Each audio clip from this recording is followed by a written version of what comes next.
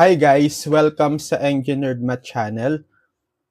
So ang topic natin ngayon is for differential calculus, which is about derivatives of trigonometric functions, part 3.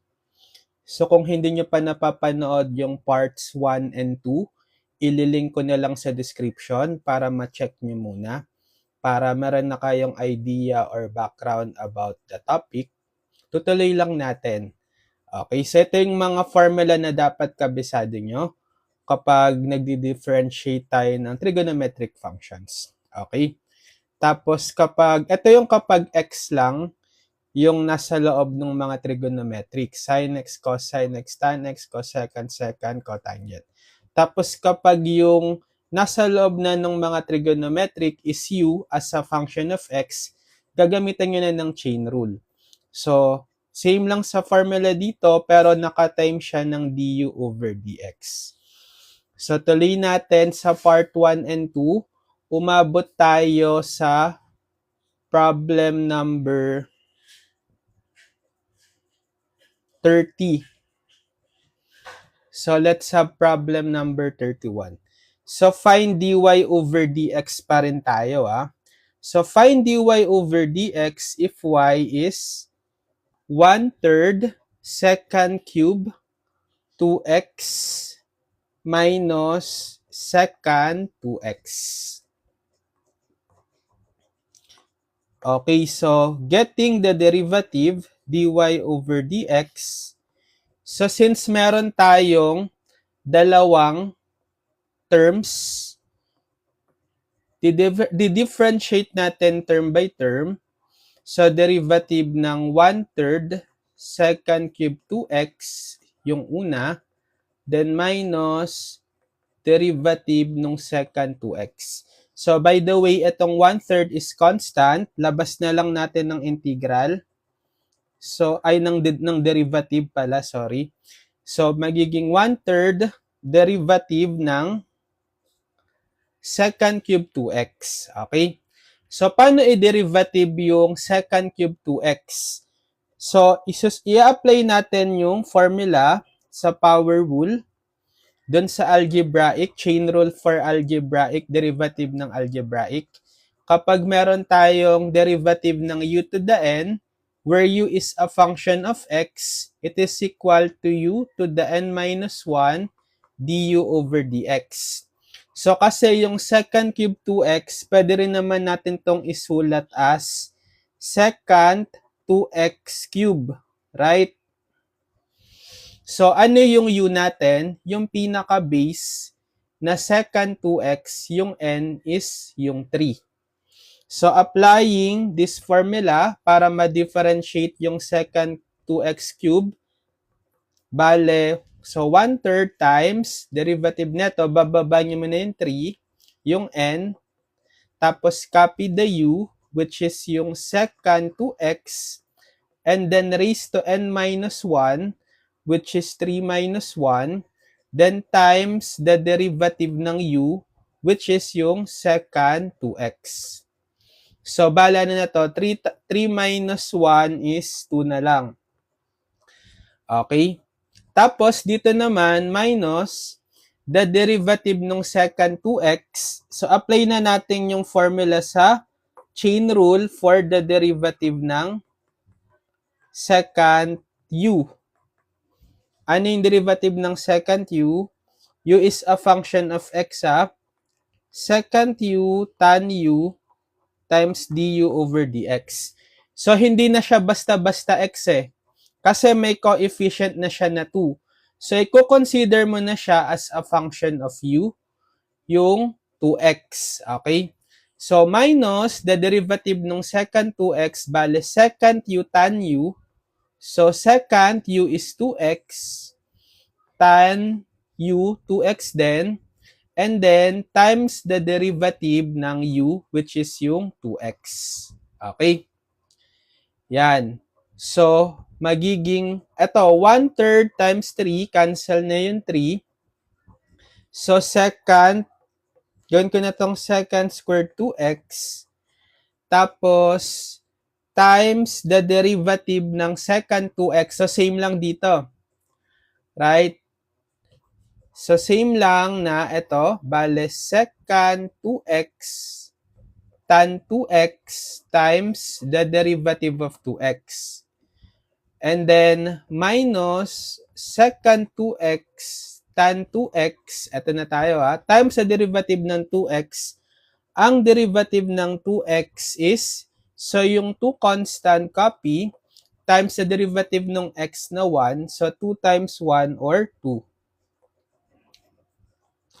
Yan. So, second squared 2x times second 2x, pag minultiply mo siya, second cube 2x na. Sorry, 2x. Etong dalawa, pag minultiply, then times tan 2x times the derivative of 2x uli is 2. Okay? And then minus, so sulat ko muna yung 2, second 2x tan 2x. So, itong 2, lagay ko na lang din sa unahan to. Yan. Tapos, pwede tayong mag-factor. If-factor out natin yung common dito sa dalawang terms. So, yung constant 2 common. Sa power of second 2x, pipiliin nyo yung mas mababang exponent, 3 or 1. Diba? Second 2x to the 1 lang to the first. So, mas mababa yung second 2x to the first. So, yun yung if-factor out nyo. Second 2x to the first or second 2x. Tapos, sa tan 2x, yan. Ito lang din yung common, yung mismong tan 2x. So, if-factor out natin tong 2 second 2x tan 2x. So, kapag finactor out natin dito, anong matitira? Ang matitira na lang is, so cancel, kasi i-divide mo to by the common factor, so cancel na yung 2 tan 2x. So, sa second cube 2x, pag dinivide mo sa second 2x, meron ka pang second power. Right? So, ang matitira dito is second squared 2x. Okay? Tapos dito, kapag finactor out mo, minus, eto na mismo. Di-divide mo to dito, 1. Okay? 1. So, ano pang pwede nating i-apply? Dito sa second squared 2x minus 1, kapag in-applyan natin yan ng Pythagorean identity, di ba kapag meron tayong 1 plus tan squared theta is equal to second squared theta. So, kapag transpose mo tong 1 sa kanan, tan squared theta is equal to second squared theta minus 1. E di itong second squared 2x minus 1 is equal siya sa tan squared 2x. So, this time, 2x kasi yung nasa loob ng second Hindi siya theta, so 2x yung i-copy mo. Okay?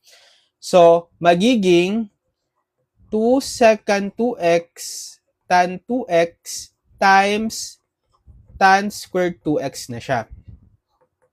Na pwede nating mamultiply itong tan 2x times tan squared 2x. So, 2 second 2x, bale tan cube 2x na. Right? Okay. So, this is the answer. 2 second 2x tan cube 2x. Okay, problem number 31. Next, problem number 32. Y is 2 cosine square root of x. Okay, so find dy over dx.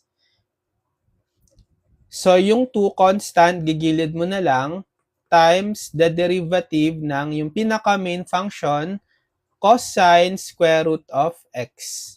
So, ano yung derivative ng cosine square root of x? So, this time, yung nasa loob ng cosine is hindi na siya basta-basta x. Square root of x na siya. So, i-consider na natin yan as a function of x. U as a function of x. So, gagamitin natin, derivative ng cosine u is equal to negative sine u times du over dx. I-chain rule na natin. So, yung u natin bale is yung nasa loob ng cosine na square root of x. Or kapag ginawa natin tong fractional exponent, di ba itong square root of x, pwede siyang x to the 1/2. Okay, so ito yung u natin, x to the 1/2. So therefore, applying the chain rule, derivative natin is 2. So cosine, derivative ng cosine x to the 1/2 is negative sine u. Ano yung u? X to the 1/2. Then by chain rule, times the derivative of u, which is x to the 1/2. So 2 times negative sine x to the 1/2, so negative 2 sine x to the 1/2 na siya.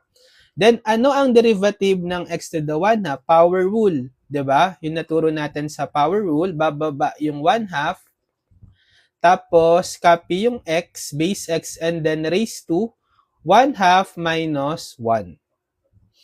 So, magiging ano na to? Etong negative 2, makakancel siya kay 2. So, negative sine x to the 1/2 na lang. And then, times x raised to 1/2 minus 1, negative 1/2. So, bababa sa denominator yung x to the 1/2 kasi negative exponent siya. So, magiging negative sine x to the 1/2 over x to the 1/2. Tapos, kapag gusto nyong ibalik into radical form, magiging negative sine square root of x over the square root of x. Okay, so this is the answer. Kung gusto nyong i-rationalize, pwede nyo ring i-rationalize if you want. So, kapag naka-rationalize to, i-multiply nyo to by square root of x over square root of x. So, negative square root of x sine square root of x over x. Kapag naka-rationalize. Okay, next. Number 30.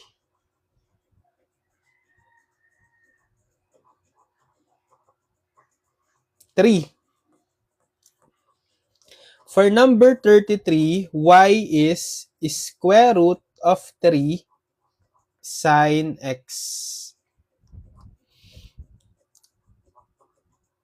So, dy over dx will be, so 'di ba kapag may square root ng 3 sine x, meron tayong product ng 3 tsaka sine x sa loob ng square root. Pwede mo yang i-distribute. Meaning, yung square root, pwede mong i-distribute sa 3. So, square root ng 3 times square root ng sine x. Diba?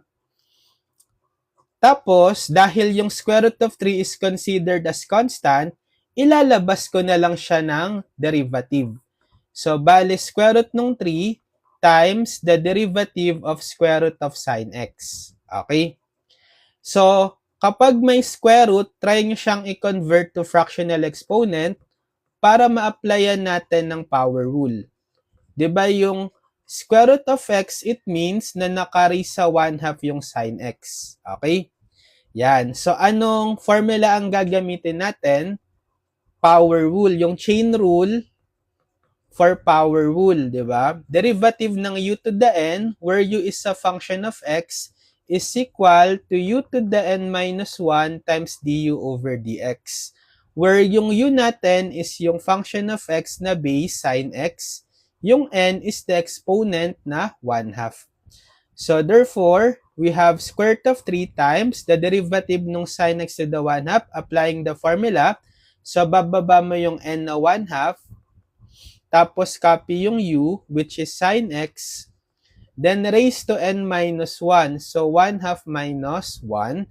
And then, by chain rule, times pa sa derivative ng u, yung sine x. So, magiging ano na to? Square root of 3 times 1/2 or square root of 3 over 2. Then, sine x raised to 1/2 minus 1, negative 1/2. And then, times the derivative ng sine x. So, ito, ano na lang to, direct formula na lang. Wala nang chain rule dyan kasi x yung nasa loob ng sine. Diba ang derivative ng sine is positive cosine x. Yan. So, kung gusto nyong gawing positive exponent kasi may negative 1/2 na exponent si sine x, bababa siya ng denominator. So, magiging square root of 3. So, fraction, yung 2 nasa denominator, yung cosine x nasa numerator, tas bababa si sin x sa denominator, magiging raised to 1/2 na siya. Or kung gusto nyong ibalik into radical form, so square root of 3 cosine x over 2 square root of sin x. Okay, so this is the answer. So kung gusto nyo naka-rationalize, pwede nyo i-multiply to by square root of sin x both numerator and denominator. So magiging square root of 3 cosine x is square root of sin x over 2 sin x. Pwede rin. Okay. Next, number 34.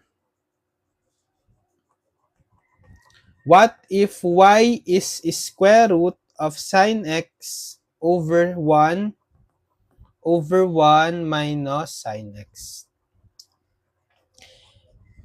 So, dy over dx is, so sulat ko muna to as fractional exponent. So, di ba pwede yung isulat as sin x over 1 minus sin x raised to 1/2. So, ano munang gagamitin nating formula? Kasi may function of x tayo na base na naka-raise sa power or exponent na 1/2, yung power rule na may chain rule muna. Okay, derivative ng u to the n is n u to the n minus 1 du over dx. So, yung u is yung pinaka-base natin na function of x, which is yung sin x over 1 minus sin x, tapos yung n is yung power or exponent na 1/2. So, applyan muna natin ang power rule. Bababa, bale yung 1/2 na n, tapos copy yung u, na sin x over 1 minus sin x, then raised to n minus 1. So, 1/2 minus 1. Then, by chain rule, times the derivative of u, etong sin x over 1 minus sin x. So, ano na yung 1/2 minus 1? Simplify na natin, negative 1/2. Then, next, etong derivative ng sin x over 1 minus sin x. So, ano yung i-apply natin dyan? Diba quotient? Kasi may quotient tayo, fraction sin x over 1 minus sin x. So, quotient rule, recall, naturo ko, derivative ng u over v is equal to v du over dx minus u dv over dx over v squared. Yung u is yung nasa numerator, sin x. Yung v is yung nasa denominator, 1 minus sin x. So, therefore, we have 1/2 sin x over 1 minus sin x to the negative 1/2, copy. And then, apply natin yung quotient rule sa derivative nito. So, copy muna natin yung v, which is 1 minus sin x times the derivative of u, which is yung sin x, then minus the u sin x times the derivative of v, 1 minus sin x, and then over the square nung v na 1 minus sin x. So, 1 minus sin x quantity squared. Yan. So, 1/2 sin x over 1 minus sin x raised to the negative 1/2. Then, derivative natin tong dalawa. So, 1 minus sin x times the derivative ng sin x. Okay? Cosine x, positive. Minus sin x times the derivative ng 1 minus sin x. So, derivative natin term by term. Derivative ng 1 is 0. Minus derivative ng sin x, cosine x ulit. So, magiging ano na lang to? Negative cosine x na lang. Right?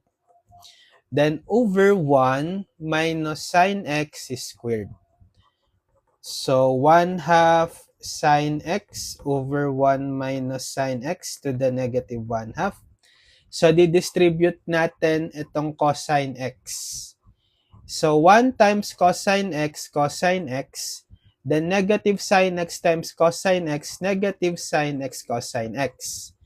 Tapos, itong negative sine x times negative cosine x, magiging positive sine x cosine x, right? Over 1 minus sine x quantity squared. Tapos, makakancel natin ngayon itong negative sine x cosine x, basi 0. So, ang matitira is 1 half sine x over 1 minus sine x to the negative 1 half. So, cosine x na lang yung numerator. Over 1 minus sine x squared. So, ito, may negative exponent tayo.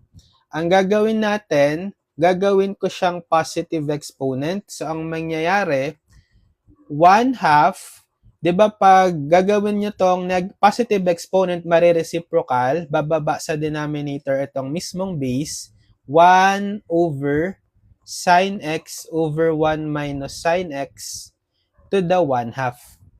Positive 1 half na siya. Times cosine x over 1 minus sine x squared. So, pwede nyo ngayong i-distribute yung raised to the 1 half sa taas saka sa baba, numerator, denominator. So, 1 half times 1 over sine x to the 1 half over 1 minus sine x to the 1 half, then times cosine x over 1 minus sine x quantity squared. So, pwede nyo ngayon tong i-reciprocal. Diba? Kasi nagdi-divide ka ng 1 by dito sa denominator. So, marireciprocal to. Magiging 1 half 1 minus sine x to the 1 half over sine x to the 1 half. Then times cosine x over 1 minus sine x squared. So, meron tayo ngayong division ng same base. Ito. Diba yung 1 minus sine x, same base sila sa taas saka sa baba. Anong gagawin? Kapag division law of exponent, bale 1 minus sine x, kakapi mo, raised to 1 half minus 2. Difference ng exponent. So, 1 half minus 2.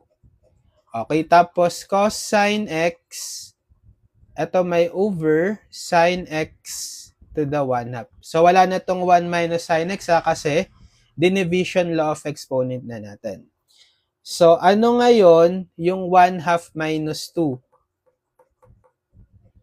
1 minus sine x. 1 half minus 2 is negative 3 halves. Right? Over sine x raised to 1 half cosine times cosine x. So, bababa ulit sa denominator kasi negative exponent.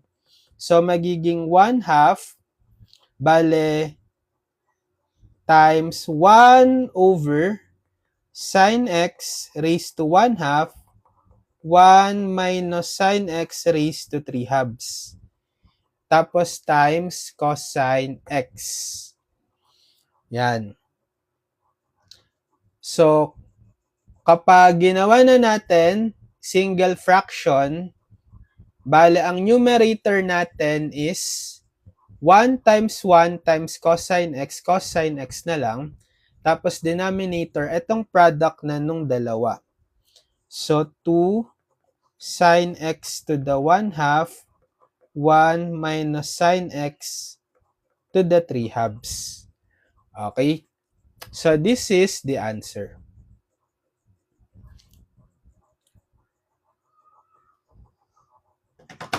Number 35.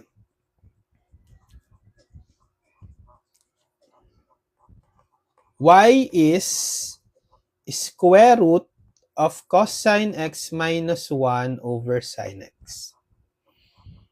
Okay, so dy over dx is, so sulat ko muna to as parang almost same siya sa problem 34, di ba? sulat ko muna to into fractional exponent, cos sin x minus 1 over sin x raised to 1 half. So, parang sa problem 34, applyan muna natin ng power rule. Okay? Yung derivative ng u to the n is equal to n u to the n minus 1 du over dx. Ano yung u? Yung function of x na base. Cos sin x minus 1 over sin x. Ano yung n? Yung exponent na 1 half, right? So, applying power rule, derivative neto will be, bababa yung 1 half na n, tapos copy yung u, cos sin x minus 1 over sin x, raised to n minus 1. So, 1 half minus 1. Then, by chain rule, times the derivative ng u, yung cos sin x minus 1 over sin x. So, ito magiging 1 half minus 1 or negative 1 half na siya. So, dito naman sa derivative ng cos sin x minus 1 over sin x, a-applyan natin ng quotient rule. Kasi quotient siya, di ba? So, paano uli ang quotient rule? Derivative ng u over v is equal to v du over dx minus u dv over dx over v squared. Yung u is yung numerator, cos sin x minus 1, yung v is the denominator, sin x. So, 1 half cos sin x minus 1 over sin x to the negative 1 half, copy. Tapos, apply natin yung quotient rule sa derivative nito. So, copy the v, which is yung sin x, times the derivative of u, which is yung cos sin x minus 1, then minus the u, cos sin x minus 1, times the derivative of v, sin x. Yan. Over the square ng v, sin x squared. So, 1 half cos sin x minus 1 over sin x to the negative 1 half times sin x, derivative ng cos sin x minus 1. So, derivative natin term by term. Ang derivative ng cos sin x is negative sin x. Minus derivative ng 1, 0. So, ano na lang to? Negative sin x na lang. Then, minus cos sin x minus 1 times, ano yung derivative ng sin x? Positive cos sin x. Then, over sin squared x.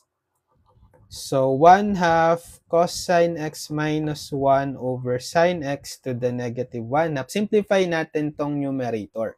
So, multiply natin sin x times negative sin x. Negative sin squared x. Tapos, distribute natin tong negative pati yung cosine. So, negative cosine x times cosine x, negative cosine squared x.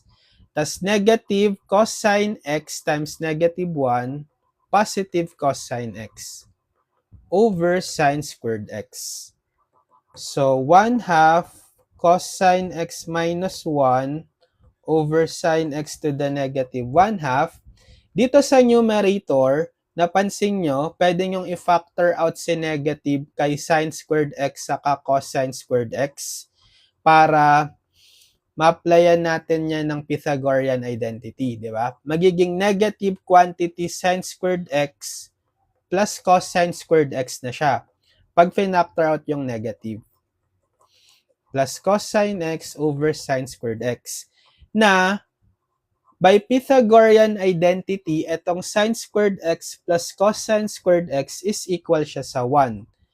So, magiging 1 half cosine x minus 1 over sine x to the negative 1 half, negative 1 plus cosine x na lang. Or maganda, baliktarin natin, unahin nyo yung cosine x tapos minus 1 over sine squared x. And tapos ito, kasi negative exponent siya, gawin yung positive. So, 1 minus 2 So, kapag ginawa niyo siyang positive exponent, magiging reciprocal, bababa sa denominator itong mismong base. So, 1 over cosine x minus 1 over sine x raised to positive 1 half. Okay, times cosine x minus 1 over sine squared x.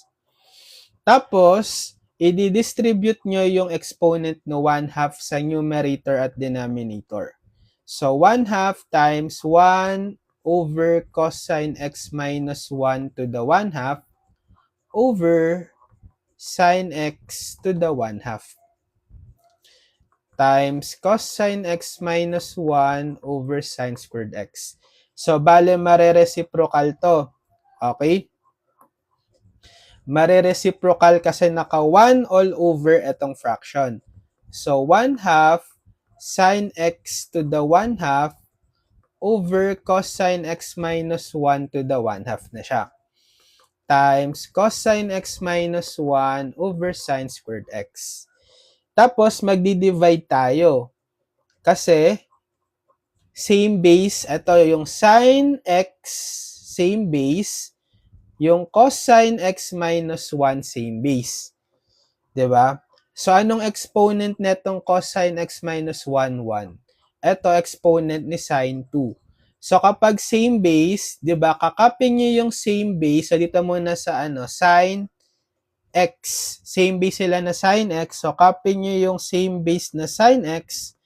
Tapos, i-erase nyo sa difference ng exponent sa numerator minus exponent sa denominator.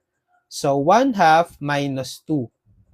Tapos, dito rin, sa same base na cosine x minus 1, so, kakopy nyo yung same base cosine x minus 1, and then, i-erase nyo sa difference ng exponent ng numerator minus exponent ng denominator na 1 half. So, 1 half sine x raised to ano na to? 1 half minus 2. Negative 3 halves, di ba? Tapos, cosine x minus 1 raised to 1 minus 1 half positive 1 half. So, bababa etong sine x kasi may negative exponent siya. Mapupunta siya sa denominator. So, magiging, ito na lang yung nasa numerator nyo, cosine x minus 1 to the 1 half over yung 2 na sa denominator. Tapos, nasa baba na yung sine x, but magiging raised to positive 3 halves na siya. Okay? Yan. So, ito na yung sagot natin. Or kung gusto nyo, kapag ginawa nyo siyang single square root, pwede siyang 1 half square root ng cosine x minus 1 over sine cube x. Right? Okay, kasi mapupunta cosine x minus 1 over 2 sine cube x raised to 1 half. Pwede mo tong isulat yung sine x to the 3 halves as sine cube x raised to 1 half. So, dahil pareho na silang 1 half yung exponent, pwede mo nang pag-isahin na single radical na naka-raise sa 1 half. Yan. Tapos, in radical form, gawin mo lang square root. So, pwedeng ito, or kung gusto mo, ito, pwede rin naman to.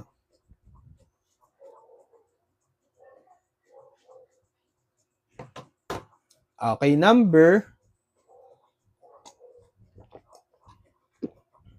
35. 36 na tayo. Number 36. Y is square root of x tan of square root of 1 over x. Okay. So, meron tayo ngayong product ng dalawang functions. Ito, tsaka ito. So, gagamitin natin product rule. So, yung naturo ko, ang formula ng product rule, derivative ng UV, where U and V are functions of X. So, U dV over dx plus V du over dx. So, pwede kayong mamili ng U at V. Ito na lang si U, si square root of X. Tapos, ito si V, tan ng square root of 1 over X. Okay? So, magiging U square root of X times the derivative of V, which is yung tan of the square root of 1 over X, then plus the V, which is tan square root of 1 over X, derivative ng U square root of X. Okay? So, square root nung X times the derivative neto tan square root of 1 over X. Diba? Meron na tayong function of X sa loob nung tan. So, i-chain rule na natin yan. Ang formula, derivative ng tan U is equal to second squared U times du over dx. Where yung U natin is yung nasa loob ng tangent, square root of 1 over x. Okay? So, applying this formula, derivative ng tan square root of 1 over x is second squared U. So, kakopy nyo lang yung square root of 1 over x. Then, by chain rule, times the derivative ng U, yung square root of 1 over x. Then, plus tan of square root of 1 over x times the derivative ng square root of x. So, para ma-apply natin yung power rule dito, gawin nyo siyang x to the 1/2. Right? Square root of x is equal sa x to the 1/2. So, paano yung power rule? Bababa yung 1/2. Then, x raised to 1/2 minus 1. Or negative 1/2. Yan. So, eto pa. Ito na lang yung last derivative natin. So, meron na tayong square root of x, second squared of square root of 1 over x. And then, derivative neto. So, paano i-derivative to? Diba yung square root nga, gagawin nyo siyang raised to 1/2. Okay? Yung 1 over x, naka-raise siya sa 1/2 kasi square root. Tapos, nasa baba kasi yung power nung x. Para ma-apply natin yung power rule, di ba 1 over x to the first yan, gawin yung negative exponent. So, magiging x to the negative 1 raised to 1/2. Diba? And then, by power to power law, i-multiply nyo yung exponent. Negative 1 times 1/2, x raised to the negative 1/2. So, ito yung i-derivative natin. Same lang sa square root ng 1 over x, yung x to the negative 1/2. So, ano ang derivative niyan? Power rule, yung ginawa natin dito kanina. Bababa yung exponent na negative 1/2, then x raised to negative 1/2 minus 1. Or ano na yung negative 1/2 minus 1? Negative 3/2. And then ito, magiging plus 1/2. Unahin ko na yung coefficient na 1/2 times tan of the square root of 1 over x. Unahin ko na rin yung x, power of x. X to the negative 1/2. Yan. So, magiging ano na to? Negative 1/2, unahin ko nang isulat. Tapos, etong power of x, kasi yung square root of x, kapag sinulat mo siya as fractional exponent, x to the 1/2. Right? Sige, sulat natin as x to the 1/2. Imu-multiply natin ngayon yung x to the 1/2 times x to the negative 3/2. 'Di ba pag same base, copy yung base na x, tapos i-add nyo yung exponent, raised to the sum of the exponent. So 1/2 plus negative 3/2, which is 1. 1 na lang, right? X to the first, or simply x. Huwag nyo na isulat yung 1. And then, etong second, squared of square root of 1 over x. Tapos, plus 1/2 x to the negative 1/2 tan square root of 1 over x. And then, magfa-factor tayo. Okay? So, ano yung ifa-factor out natin? Yung common, yung constant, 1/2 factor out. Tapos, sa power of x, ay sorry, 1/2 x raised to 1/2 plus negative 3/2, hindi pala positive 1. Negative 1. Kasi 1/2 minus 3/2, that's negative 2 over 2, right? Or negative 1. So, hindi siya positive 1. Nagkamali tayo kanina. So, ano yung ifa-factor out natin dito sa power of x?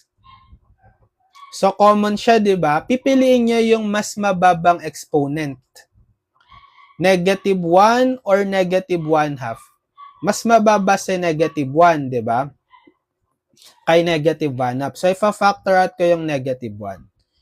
And then, wala na. Wala nang common. So, ito yung common factor. Tapos, kapag dinivide nyo ngayon ito, dito, anong matitira? Ito na lang. Yung second squared, square root of 1 over x, tas yung negative. Diba? So, meron kang matitira na negative second squared, square root of 1 over x. Kapag finactor out mo dito yung 1/2 x to the negative 1. Tapos, dito naman, di-divide mo to dito. So, plus, so yung 1/2 cancel. Sa power of x, anong matitira? Bale, x raised to, diba, i-divide mo, so negative 1/2 minus negative 1. Or,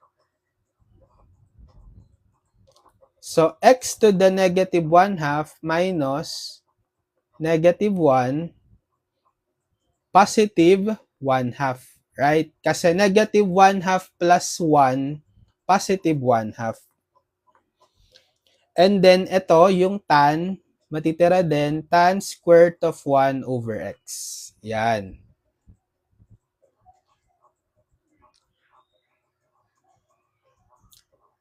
So, kapag ginawa na natin tong positive exponent, bababa siya sa denominator. Magiging 1 over 2x, no? Then, times negative second squared, square root of 1 over x, plus x to the 1/2, tan square root of 1 over x. Or kapag fraction, magiging denominator to yung 2x, tapos numerator na to.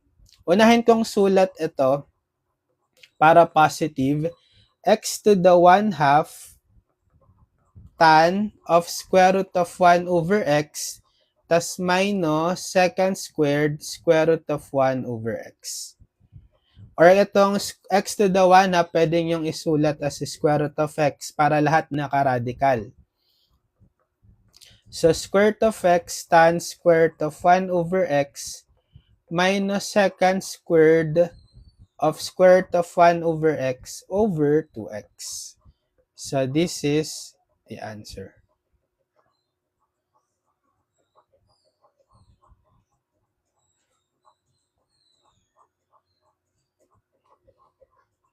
Number 36. Sige, number 37. 37 is y is secant, ay mali, cosine x,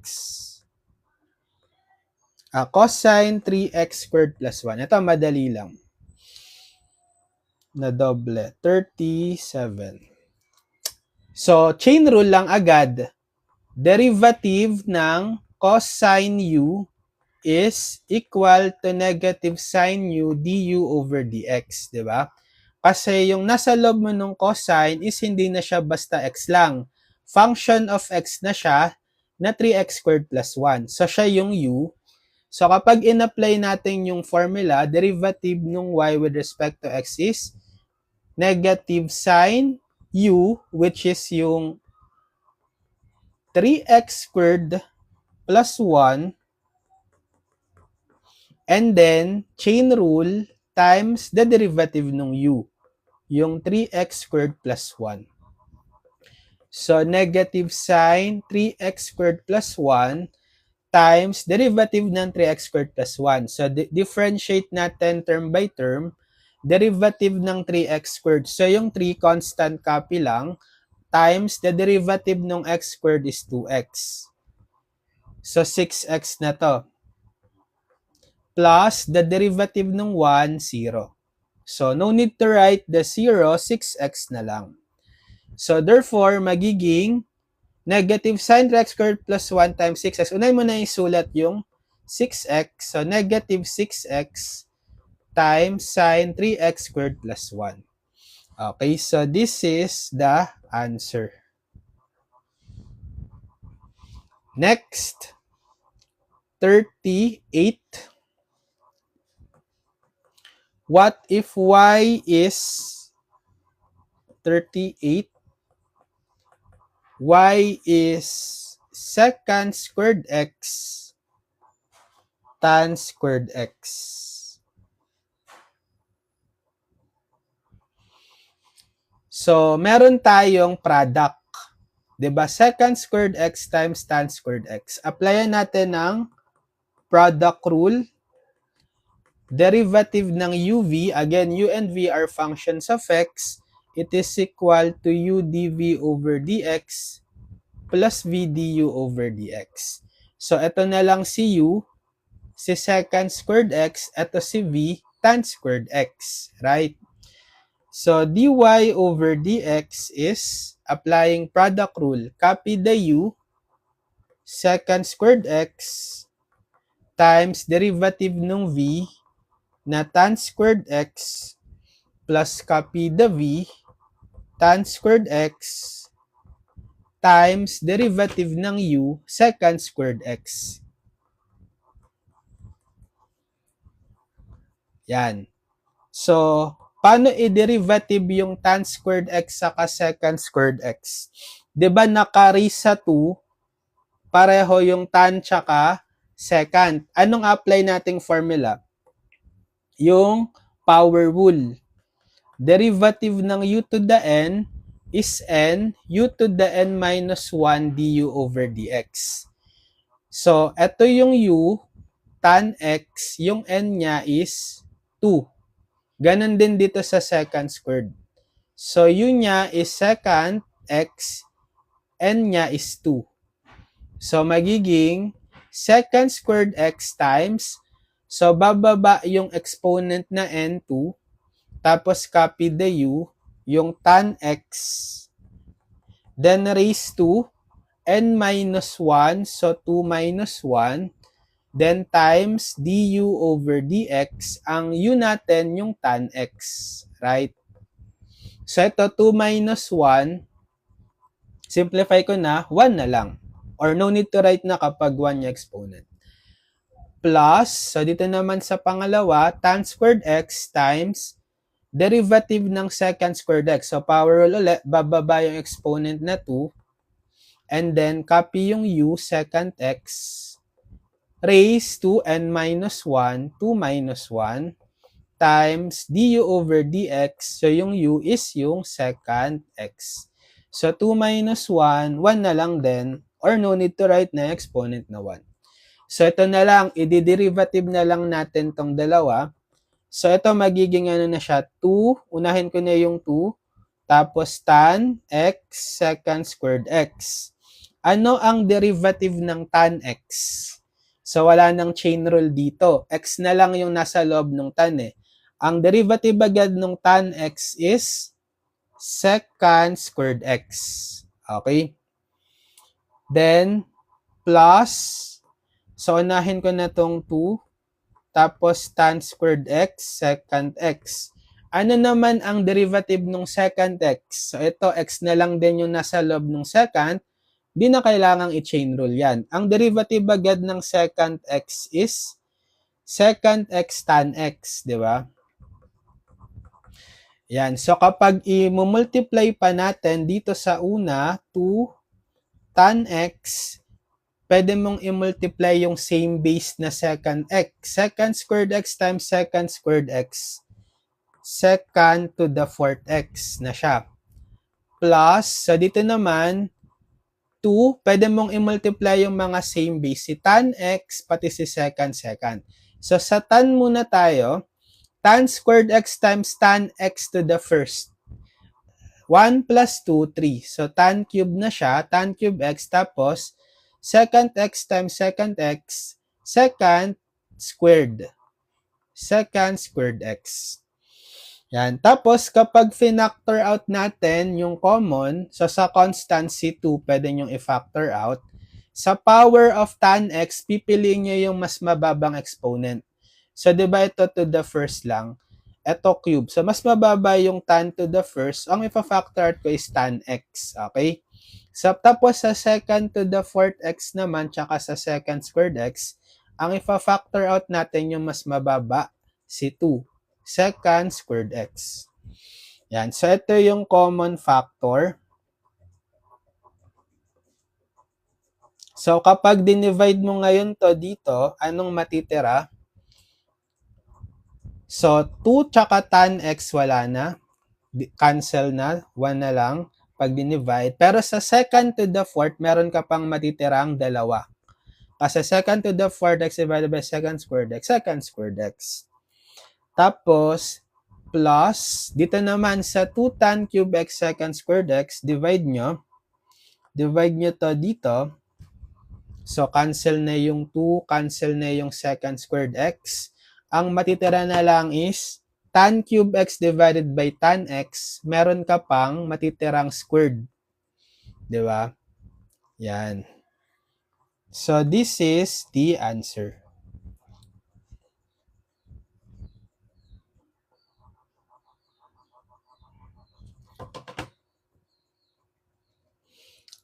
So, ayun.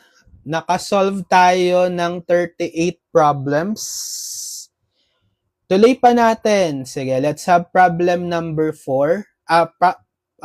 Part 4 for this topic. Abangan nyo. Part 3 na to, diba? So, magkaka-part 4 pa tayo. Abangan nyo na lang. Subscribe kayo sa YouTube channel natin, Engineered Math. Lilink ko na lang sa description yung mga past video tutorials natin. Pati yung pinaka-playlist ng differential calculus. Para mapanood nyo lahat ng mga video tutorials natin simula sa unang lesson hanggang sa dulong lessons nyo for DiffCal, Calculus 1 subject. Para meron na rin kayong video tutorial playlist guide from our YouTube channel, Engineered Math, para sa buong subject nyo ng differential calculus. So, pwede nyo na yung i-binge watch or i-marathon kapag kailangan nyong mag-review pag may mga exams kayo, major exams or quizzes. Or kung gusto nyo lang mag-advanced study, pwede nyo na rin panoorin. Okay, so sunod-sunod na yung mga videos dun sa playlist, gawin nyo na lang siyang guide. Yan, so good luck sa mga nagtitake ng Calculus 1. Differential calculus subject. So, kayang-kaya nyo yan basta mag-aral lang mabuti, mag-solve, practice ng problems.